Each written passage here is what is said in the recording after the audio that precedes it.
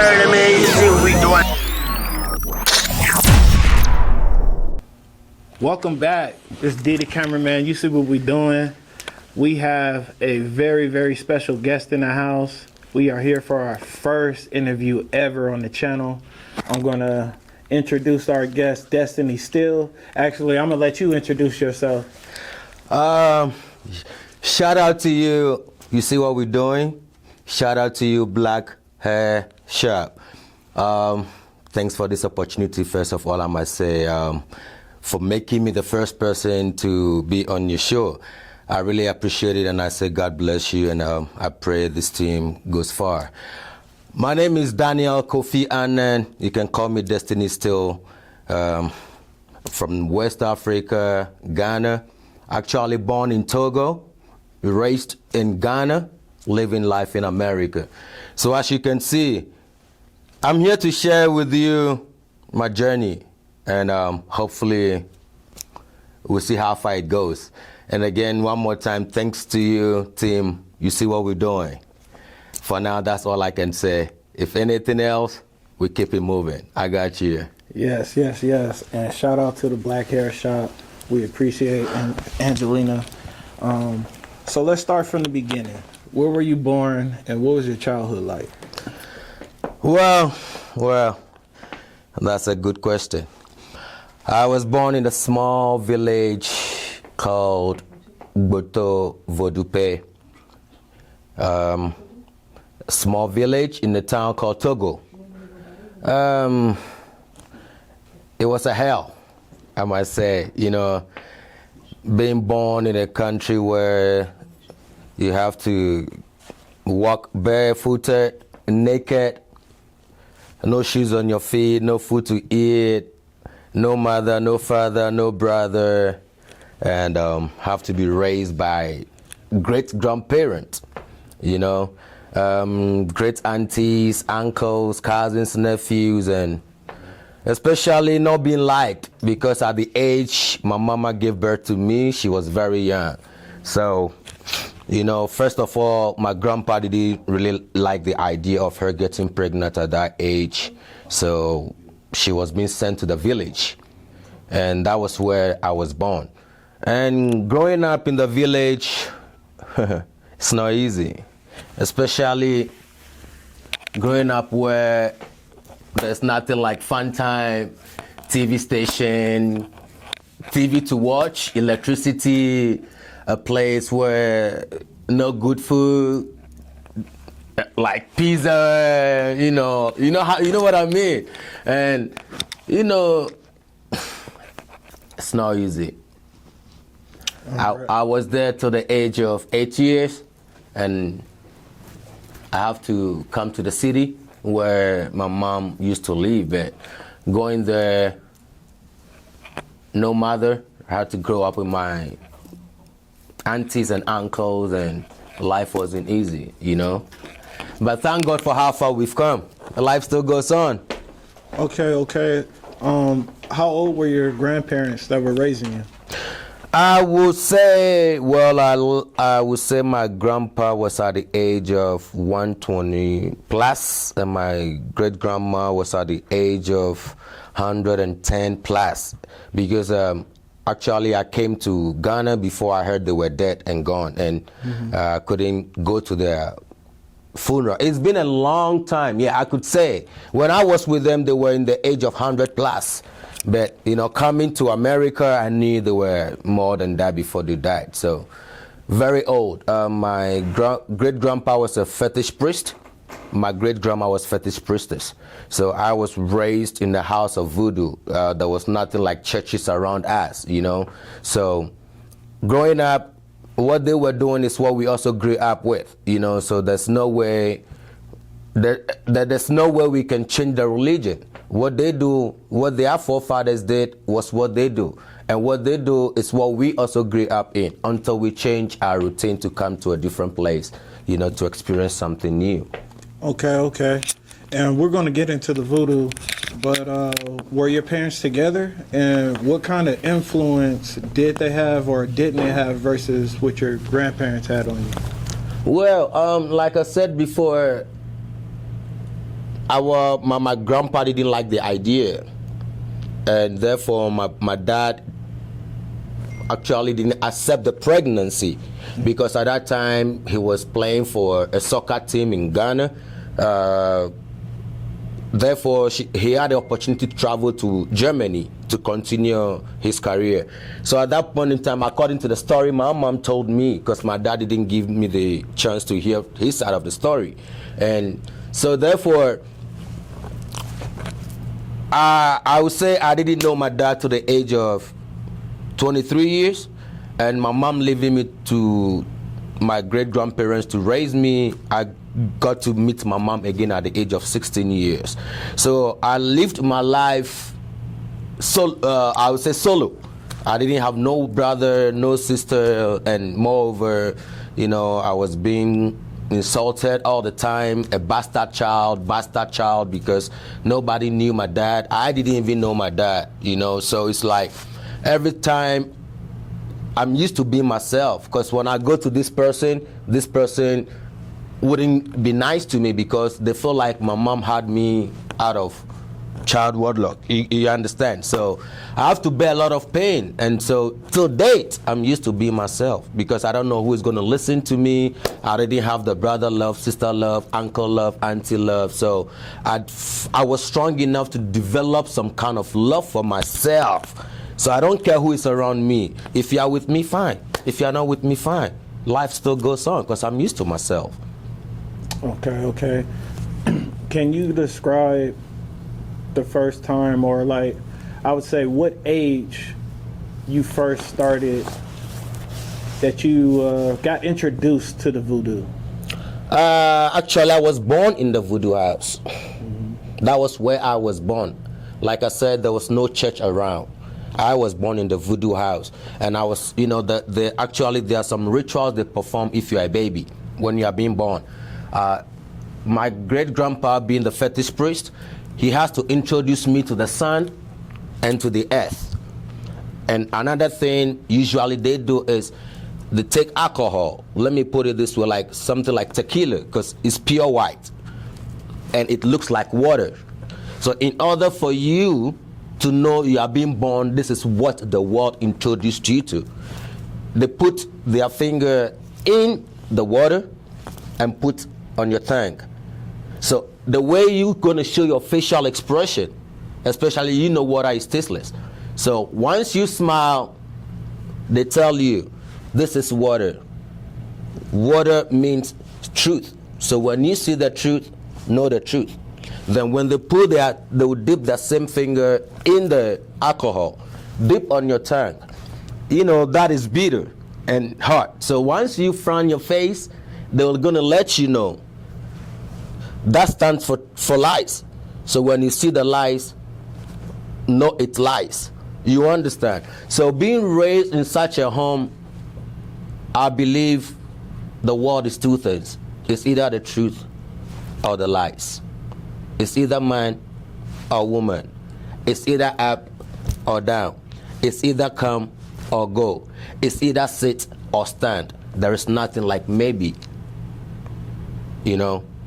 Can you describe the first time you witnessed voodoo being practiced? I would say since when I was born, because I grew up in the house. Mm-hmm. And when it comes to performing of rituals, yes, I help. We kill the fowls, the goats, the cows. We cook them. We cook the food for the gods. I know the food they like, depending on the sacrifices you come to perform. There are some we cook in the pot. There are some which are beans, red oil, snap. So I'm used to it. Like there are some things that I know I can perform, but just that I'm out of that and I'm just spiritual. I'm not religious, so I don't take this, I don't take that. Like I've witnessed it all. Being the Christianity, being Islamic, being this voodoo aspect of life, I've been through it all. So I'm just natural. So what was your initial reaction to it? Was it fear, empowerment, curiosity? To answer this question, I would say it depends on you, your belief. It's an object.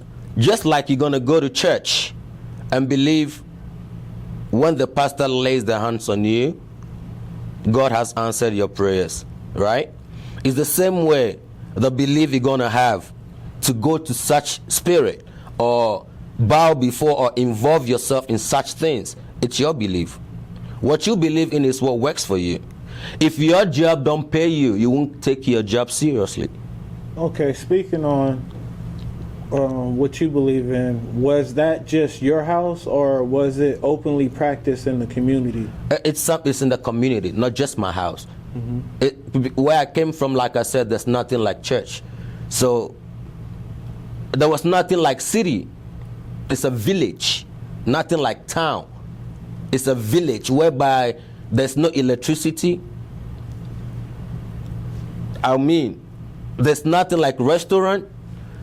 You cook in your own house. So whatever they grew up with is the form they also know they can get closer to God. Okay. At what age do you think, or what ritual that you performed that made you, I guess, open up more to spirituality? That was when I started computers coming. I used to be a fraudster. I raised 11 boys. I taught them how to make money online. And trying to do that wasn't an easy road because you need to convince the person you want to take money from. So you need to catch their attentions. So in order to catch their attention, have their attention, you need to perform some rituals on them. You need to travel with them. I take their picture, take their date of birth, take their full name. Then I'll find a location. I call it a location. We all call it location. Anybody who has been into this from Africa, they know. We call it location. So I will go there and then I will tell the spiritualist why I came to him. I need his help. His help in the form that I want to take money from so and so person. And I want the moment I ask him whatever I tell him is what he has to take. Now they will consult the gods. But before they will consult the gods, they have to consult my home. They have to know where I come from. If I'm from a royal family, then they have to consult the spirit in my house to let them know that this is what I came to them to seek for. So is there a way? Would they grant them the way to do it for me, or it should not be done? So there are rituals they're going to perform to seek for permission. And when permission is granted, they will do that for me. You understand? And I've done it multiple times. It worked for me. You're going to go into agreement with them. Once they work for you, you come back and deliver your promise. If you don't deliver your promise, then there are consequences you have to pay. And I paid some prices. Okay, we're going to get into that. But you spoke on, too, they have to go to the gods. Can you speak on, do these gods have specific names? How many gods are there? Can you go into the more detail in the gods? Yeah, every spirit has a name. Every spirit has a name. Everything has a name.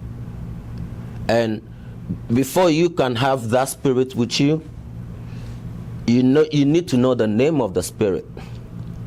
And then again, you need to know the things the spirit like. You need to know the power the spirit have. So therefore, when you go for the spirit, there are words they will give you. It's like incantations. They will tell you how to do it. And they're going to let you know if the spirit is coming, the signs you're going to see that the spirit is appearing. If you don't have the heart and you run, the moment you get up to run out of your room, you're going crazy. You are going crazy in order for you not to confess to other people, to expose the spirit, to tell anybody what you did. So therefore you are out of your mind forever. So, Okay, when you go to these guys, do you know the difference? I guess I would say more positive and more negative gods, their energy and the rituals you might have to perform with these gods. Yeah, it's just like you work 9 to 5. When you go to work, any job you do, there are rules and regulations you have to abide with. If you cannot comply with the rules and regulations, then you have to be sacked.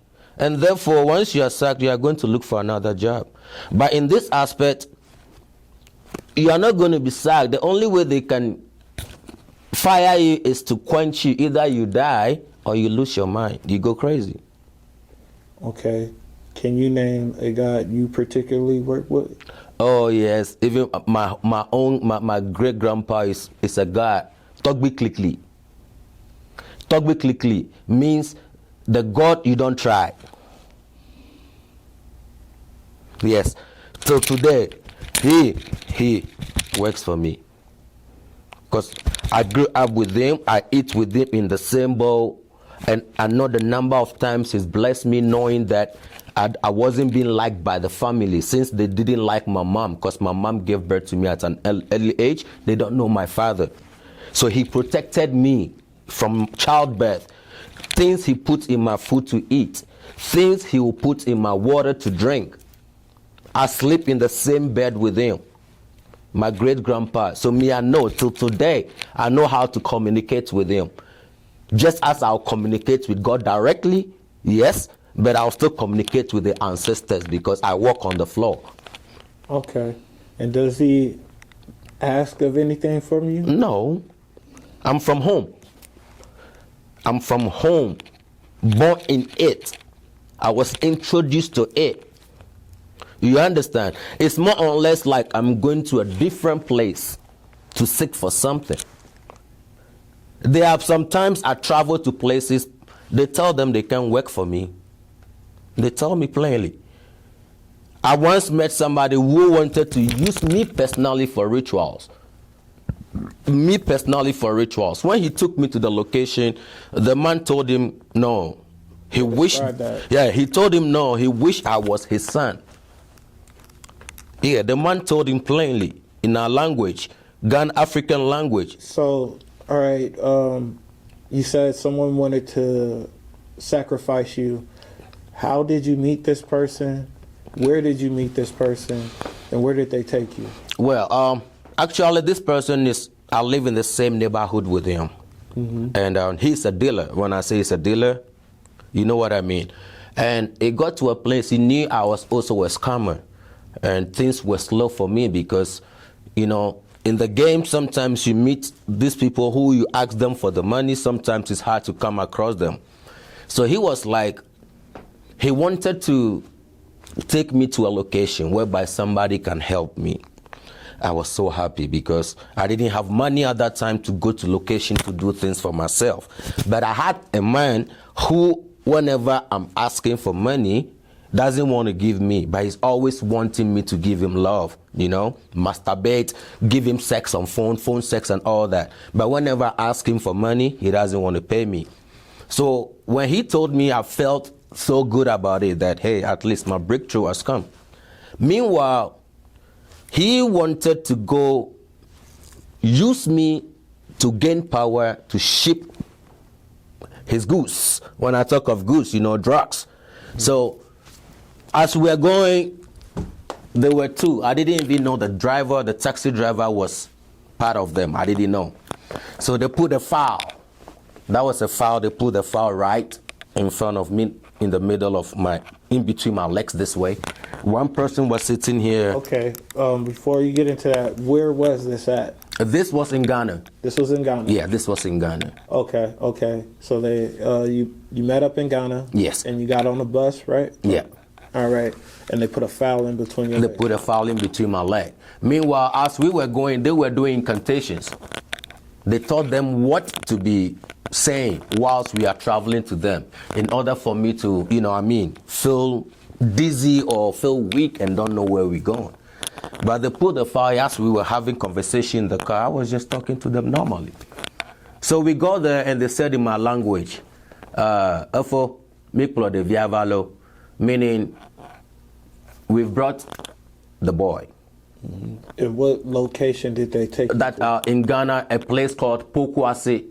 Pokwase. Pokwase in Ghana. Anybody who is watching who knows Pokwase in Ghana, a village called Sapema. A village called Sapema in Pokwase, Accra, Ghana. Yeah. So when we got there, I just got out of the car, so I saw the voodoos, I saw the idols, I saw the spirit, like, you know, where the man performs his rituals. So the man welcomed me and he greeted me. Then one of the guys picked up the file and handed it over to the man. He picked it right in front of me and handed it over to the man. The man said, "Oh, okay, enyo, mivado," like he's welcoming them. Like he's welcoming them, you know, like he's welcoming them that they are welcome home. So once they handed the file to them, he asked all of us to come and have a seat. So we all had a seat, and he sat here in front of the gods, you know, cowries. He used cowries to, you know, search who I am. And then after he looked for me, my name, they told him my name. My local name is Kofi. So he looked for my name, and then he raised the file, threw the file up, and the file landed. So when the file landed, the file turned this way. Because I grew up from the village. I've seen all these rituals before. So he threw the file. When the file landed, the file turned upside down this way. And he looked at the people and told them, "No, not at all." And then, if the file should have turned this way, that means the gods have accepted their sacrifice in order for them to move on with their business. But as long as the file turned this way, no, the God didn't accept me. So laying on its back, if it laid on its back, you were safe. And if it laid on its stomach, you've been accepted for the rituals. So then, he then told them, no, this boy is very strong. Hey, I wish this boy was my son. This boy is a great guy. He's a great man. I wish he was my son. Then he later went again and found out why the gods didn't accept the sacrifice. And then they told him where I'm from. I'm from a home you can try. You can tempt. Like I said, my great-grandpa was a fetish priest. Yes, God has me. But my forefathers have me. Because they've seen my greatness from day one when I was born. And did they tell you, or you know what place, what village were you from that saved you? I know. Not only that, I've been through a lot. Things that I should have died. I know, things that I should have died. Even people come and ask, how did you make it? There are things, before something will happen, I'm gone. Or the thing will happen before I come. Two things involved. It won't happen in my present. Okay.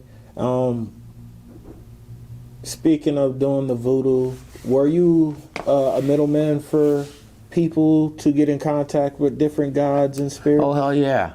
I've taken a lot of, I told you from the beginning, I raised 11 boys out of computers coming. And each of these boys that I raised, I take them to go bath them. When I say bath them, I take them to the spirit, the seaside.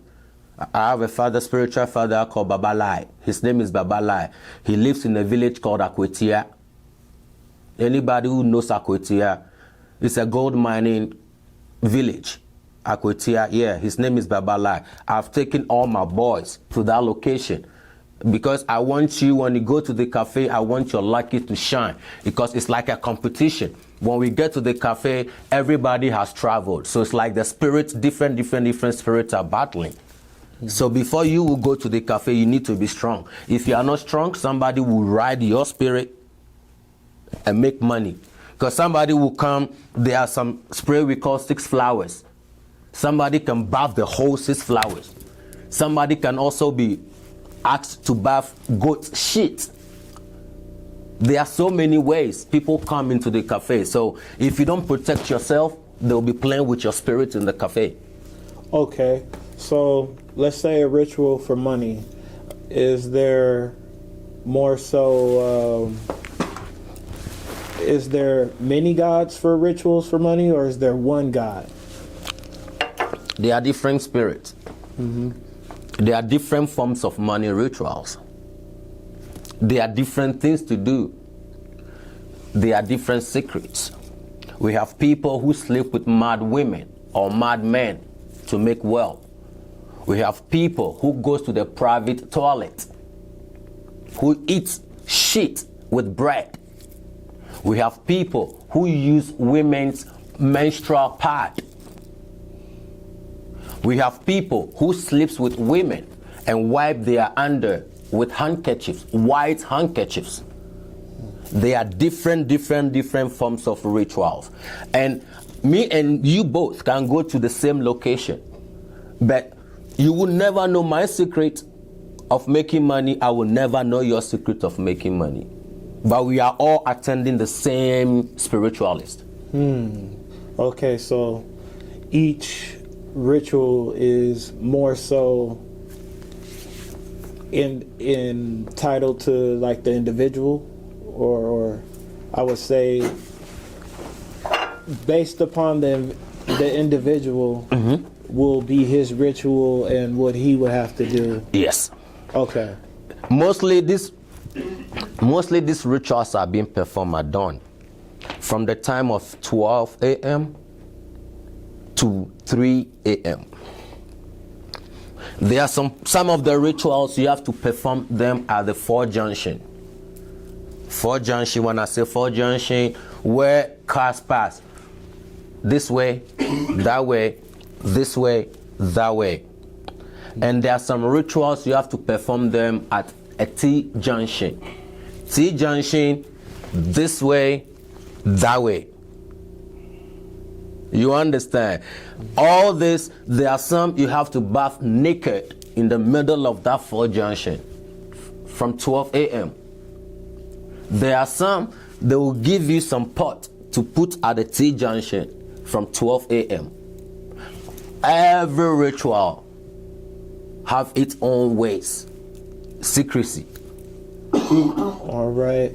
Are there some rituals that you need more people to perform to get that specific item, goal, thing they're looking for? No. It's you know what your problem is. When you go to the hospital, you will tell the doctor will ask you what is wrong with you, what brought you here, how do you feel? Oh, my head, I can't sleep, I can't eat, I'm keeping throwing up. Then the doctor will go and find a solution, come and tell you what is wrong with you. The same way when you go to these people, you're going to tell them, they're going to welcome you and ask you what brought you here. Then you tell them, then they go look for the answer and come and tell you this is your problem and this is the solution. Okay. That's great. So when you're performing, actually, can you name a specific ritual you've done and performed, and what did you obtain from doing that ritual? Yeah, I quite remember I have this man, I can put his first name, not his last name. I met this man called Moses online. At that time, I was in my computer game, you know. And this man, like, we used to do online shopping as well with people's credit card, you know. And I shopped shoes, clothes, jeans to his house. Like, one of his room was full with stuffs. And I needed these stuffs because when I asked him for money, he doesn't want to send me money.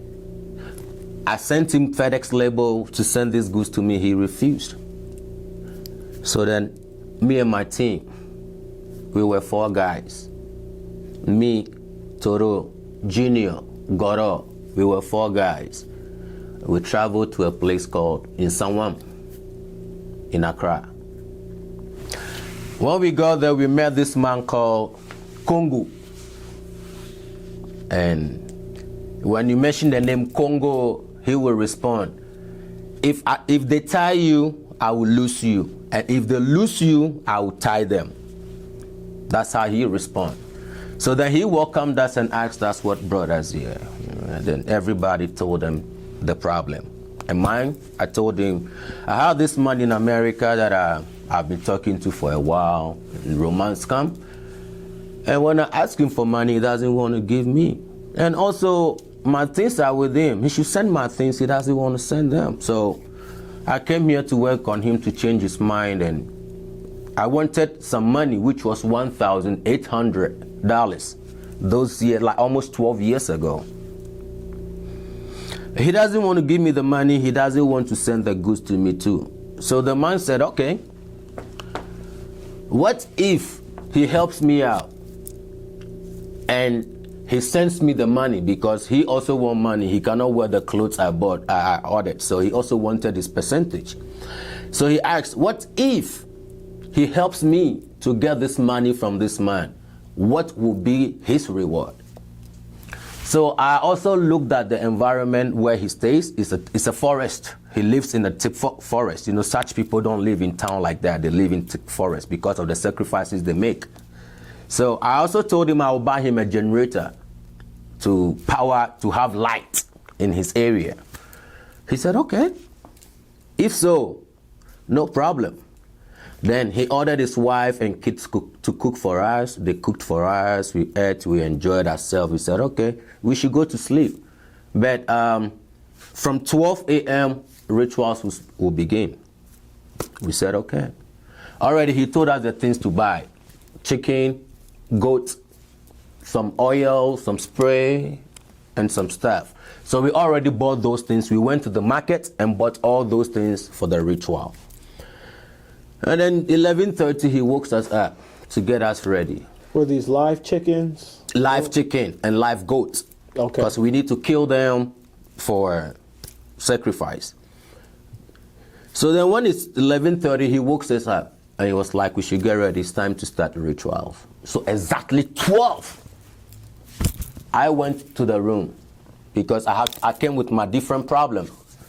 So when I got there, I saw this god being mounted there, idol being mounted there. And, you know, there are so many calories, there are so many bottles, there are so many oil, blood, Coke bottles, like a lot of things being mixed with it all around the gods.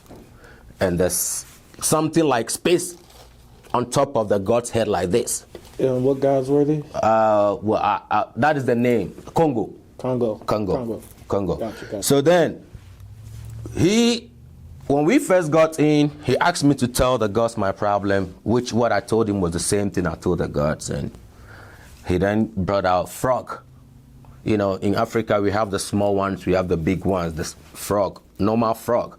So he picked one of the bigger ones. Let me say the sizes. Let me just use this big, this small. So he picked up the bigger one and then he nailed it. He used a nail, nailed it on top of the gods. And then he gave me the small one to swallow. So I swallowed the small one alive. And then he bathed me, the blood of the goat. He bathed me with it and then gave me some leaves, water to bath with. I promise you, no two ways. I got home the next day. The moment I got home, the next day, I didn't go to the house. I went straight to the internet cafe because I didn't have computer. I didn't have cell phone to browse on. So I usually buy time like 1 hour, 2 hours, 3 hours to chat in the cafe. I went straight to the cafe. The moment I logged in, the money was there. We call it control, 10 numbers, MTCN, Western Union. The moment I got on there, the information was there because he already had my information.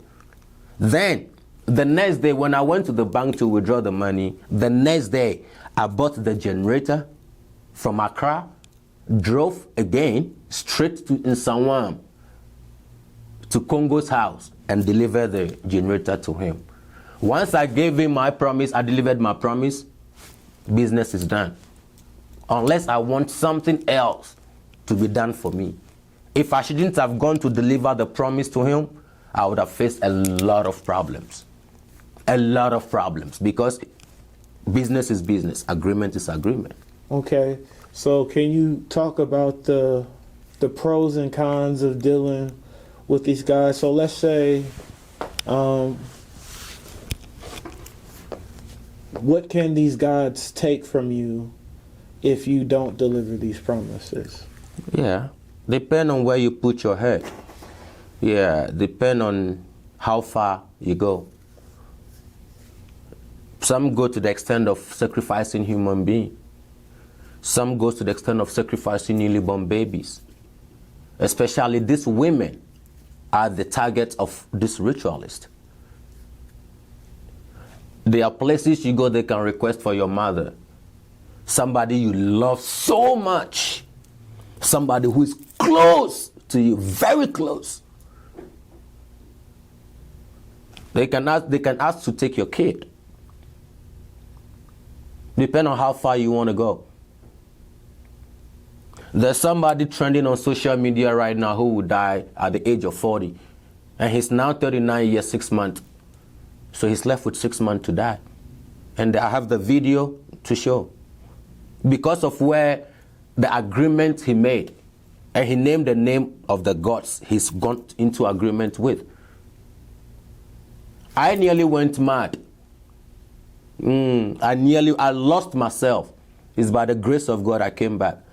Because too much of spirit. I had the women spirit, I had the witchcraft spirit, I had the dwarf spirit, I had the voodoo. Like, I was just mixing anything to make money. So how many rituals would you have said you performed before you started going mad? I'm more than 8. I travel. I travel. Unless my friend don't tell me that, Charlie, I go this place, so Charlie, the location be wild. Charlie, how we go do one? Or maybe when the person comes, you can see a friend. You can be we all can be in the cafe right now. After browsing, somebody is just traveling. You don't know the person is traveling. Before he will come 2-3 days, he's driving a car. So you will want to know, because you all know yours, you don't have it. So you will want to know the location he goes to. And he will not tell you the danger involved. If he will not tell you the secret involved, what his secret is not going to tell you. But he's going to take you there. And then you can deal with the gods yourself. So whatever price you are paying, he doesn't know what price you are paying, what you are sacrificing. Mm-hmm. You understand? And therefore he will also don't know what price you are paying or what you are sacrificing. But when the time comes and both are seeing signs, different signs, they know that there's something shifting somewhere. So both can go and consult if the problem is from there, because they are all in the same group. It's like you are in a group, let's say, examples like you are into the Illuminati. Your co-crews will not know your secret. You are shining on your own, they are shining on their own. Mm-hmm. All you all do is you come to meeting and sit together. You know you are in a group. Mm-hmm. But what you do to make your money for the group, you know you all have a secret. You know you all sitting there, you all have a secret. But I don't know yours, you don't know mine. It's the same thing. Nobody will tell you. You can die, they know this is what killed you, but they won't tell anybody what killed you. You can get accident, you can be paralyzed, you can go mad. They won't tell anybody, but they will come and be visiting you. Between you and them, you know what is going on. They all know what is going on, but no other person knows, because they're in the group together. Would you say that's like the modern entertainment industry? It's everywhere. There's a risk behind every rich man's world. Every rich man has taken a risk to be as far as they are. Just that you don't know their secret. You think being popular or being famous is easy. It's only one who are being blessed, who suffered through their tears to get where they are. I know that you can hear there are a lot of rumors going around in this system about a popular musician. You never knew that was who the person was. You never knew the secret behind his success until he revealed. You will surely reap what you sow. If you sow the bad seed, you will reap a bad fruit. If you sow a good seed, you will reap a good fruit. People will not know how far you have come in life until you tell them. But at the end of the day, good name is always better than great riches. Today, he's got the riches. He's got the wealth. He's got the most expensive car, expensive mansions, bank account filled up. Where is he now? How is he enjoying it? Now he cannot order what he wants to eat Now they are telling him what to eat, the time he should sleep, the time he should wake up, the time he should make a phone call. So not all that glitters is gold. Okay. What would you say the greatest sacrifice or the greatest acts from a spirit of may have asked from you to sacrifice? Well, me, the greatest sacrifice was a cow. I did the chicken, I did the goat, I did the sheep, and was cow. And if not was that I was being broken from it, trust me, the next thing would have been human being to sacrifice you. I didn't know if it's going to be a baby, it's going to be a man, it's going to be a woman, it's going to be a pregnant woman, it's going to be I didn't know, but God being so good, I didn't go that further. So what made you not go that far? Because not all the people will tell you some prices you have to pay. They are taking it from you, but you don't know. They wanted to take my mom, but because my mom was very strong, my mom is a very prayerful woman. They wanted to take my mom. My mom had to spend like almost 3 months in a church camp. And when I bring this spirit, those times I didn't have a place. I used to live in the single room with my mom. And I have to keep these girls and use them when I'm going to the cafe. My mom didn't know I have sat in the room. So after I perform the rituals and I leave the room, when she's sleeping, because of the kind of prayerful woman she is, she sees visions, things flying all over her room. It got to the point that she felt sick to the point of death. I didn't know that those things I was doing was what was causing all that. They won't tell you. They will just be giving you the money. But finally, when they tell you, they can tell you to go and sleep with a mad woman. They can tell you to go to the public toilet to eat somebody's shit with bread. Some can even bury newborn baby. Some drive, keep snakes in their car. That's vomit money for them in a pot. Some also have suitcase. They keep it in it. Some also walk with white handkerchiefs. Some also wear rings. Some also have it on their tongue. There are things we lick. I have cats on my body. My cats are here. I have 7 here, 7 here, 3 here, 3 here, 3 here, 3 here. I used to wear some rings. These are just normal rings I'm wearing now. Those days, they command the ring for me, the ring will fall from the pot and they will take it and give it to me to wear. And they're going to show me a finger to wear on. A particular finger you have to wear the ring on. So you get a vision as well as the item. They give you, like, it's not... You see, life, when you see somebody living their life, leave them where they are, because you don't know what they are doing to live the kind of lavish life they are living. They say every day for the thief man, one day for the master. Nothing comes and go unnoticed. So were there any prices you had to pay for not offering your mother? Yeah. I had to go broke and fight battles, spiritual battles, physically and spiritual, attacks, accidents. Yeah. Motor accidents, car accidents.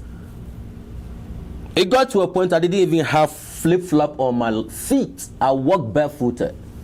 I can walk like 45 minutes to an hour to my mother's house from where I was staying. I can walk like 45 minutes to an hour and eat at my mother's house. Then I will have to walk again to go home. So just imagine, before I get home, then the stomach is empty again. I have to sleep like that. It got to a place, shit, I only had 2 of this. So when I wear this today, when I go home, I will have to wash this, dry it, and then wear the next one. Then when it dries the next day, I will take the other one and wear. The way you got it, the same way they will take it, but they are not taking it easily. They are going to punish you.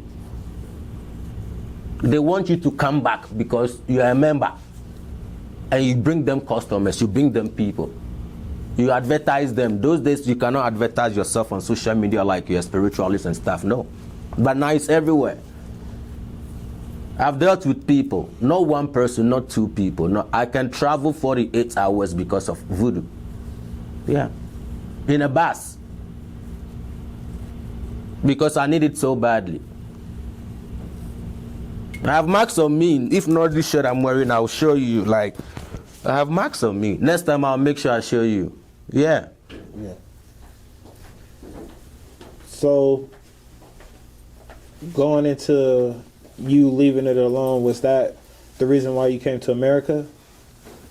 Well, after long suffering, paying the price, I had to go into agreement with God. Yeah, I had to go into agreement with God because I remember where I came from, where I reached now. They say when you go to the Rome, you do what the Romes do. So I believed that I was born in the Voo-Doo and traveled to Ghana to live a new life, and I went back to take the old life. You understand? So it got to a point I was tired. I said to God, I want to stop spending the dollar when it comes to my currency is cedis. So I want to spend the dollar itself. So I promise I want to stop scamming. I don't want to scam again. It didn't take 2 weeks and I met somebody who helped me to come to America. So I have tried both sides of it. You understand? I have tried the bad side of the same spirit and I've tried the bad side of the other, good side of the other spirit. So I know what is good for me. What would you say the wildest thing you saw while practicing Voo-Doo? Oh man, I remember the day I brought this guy to my house to, help me make money, So during the chanting season, bro, I never felt such spirit. Like, I never heard such spirit speak, voice. I was in the room with him, one of my boy called and Dan, and the spiritualist. We were only 3 guys in the room. The voice I heard, if I should have stood up to run, I would have lost my mind because I wasn't expecting such voice. And the room was heavy, very heavy. I thought that was just the feeling. I didn't know there was a voice behind it. And he only used the broom. The broom Africa we used to sweep. Broom. That was what he used to command the spirit. And we don't have to turn our back. Because if we turn our back, we will go mad. If we run, we will go mad. So we have to sit and speak to the spirit. Yes, and we have to. Then he told us the rituals we have to perform. Go to the market, buy white cloth, buy pot, buy African cola, buy some spray, buy some oil, mix it, put it in the pot, and go give it to the river. There's a river in my area. There's a river there. So he said I should just do that and put it in the river. Yes, I did. The same river I used 7 eggs to perform rituals for the river, and it worked for me before. So when he said that, I didn't doubt it because I've done it before. Have you ever witnessed possession? Yeah, a lot. As long as we are in this, yes, a lot. Some of the ritualists you can go to, especially the women, they can fall in love with you. So once they are sleeping with you, they are giving you. And if you are not strong enough to take it, you will lose yourself. A lot of times, people just driving, parking their car in the middle of the road, running from their car, going naked. A friend of mine that I've done a lot of things with, he just died few days ago. There's somebody that I know, after I've been traveling with, doing things with, browsing with, he's also lost his senses now. A lot of them. If you are not smart and God gives you the signs to change and you refuse to change, that's the price you pay. A lot of them are dead and gone. A lot of them. I just went to Ghana last year, November, came back 2 weeks. From 2 weeks, all I hear is my friends are dying. Because when I went back home, I saw them, I cried in me. I have pictures of some of them on my phone I can show. I cried. They are before and they are now. I cried. I felt I was blessed. I felt I was blessed because we were all on the same road. And that road we was on, I just have to even remind other people to pray and regret. They should regret what the road they passed wasn't the right road. So if today they can call me and ask me for money, to send them money, if they can call me and ask me for clothes, they should know we've all been there before. It's time to change. They should just regret and ask for forgiveness. Okay. So growing up, being born in the Voo-Doo house, what is something you see the general public or the outside world get completely wrong about Voo-Doo? Like I said, Voo-Doo is not a bad thing. We have the bad side of it, the good side of it. It's just how you make your decision. It's like if you believe you want to see God through a pastor, you will go to church and see God through a pastor. If you believe you can communicate with God by yourself and get your answers, you can still go to God by yourself. So if you feel like you have to go and see a spiritualist to do something, know the intention you are going there with. They will give you. If you want it the good way, they will give you. If you want it the bad way, they will give you. If you want to be an armed robber and you need a backup spirit, they will give you. But just make sure you follow rules and regulations. Just as if I come to your office to apply for a job, in your office you have rules and regulations. If only I want to work in your office, in your job, I have to abide by your rules and regulations. But if I know I cannot work there, then I will jump the rules and regulations and get fired. That's it. Okay. Did you ever feel like you were haunted by a specific spirit? Oh, hell yeah. A lot. Especially 3 women I can remember of. Yes. Physically, spiritually, yes. I was being disciplined. Sometimes you wake up and your bodies are marked. You knew you fought in your dream. Yes. You wake up and see pain, like red, like you see when somebody lash you. You can see marks like blade scratches. Yeah, a lot. A lot.